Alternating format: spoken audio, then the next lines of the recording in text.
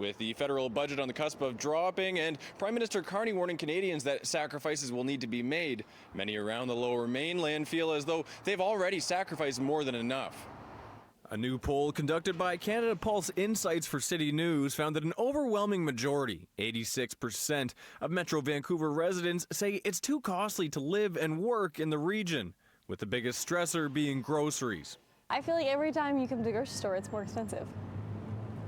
Yeah, like coffee, I think of coffee is like $30. I now do meal prep with my partner. I never did meal prep before, feeling it from all sorts of different directions with rent and just being able to survive in the city.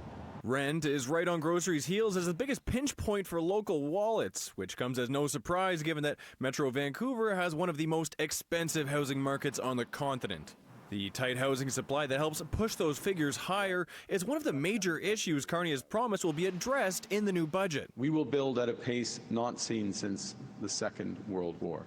But it could take some time for the average Canadian to feel the relief. But the kinds of plans being discussed here in many ways may not have their full impact for 5 years or perhaps even a decade or more. Political scientist Stuart Prest says that affordability needs to be a focus of this budget if the Carney government wants it to get passed at all.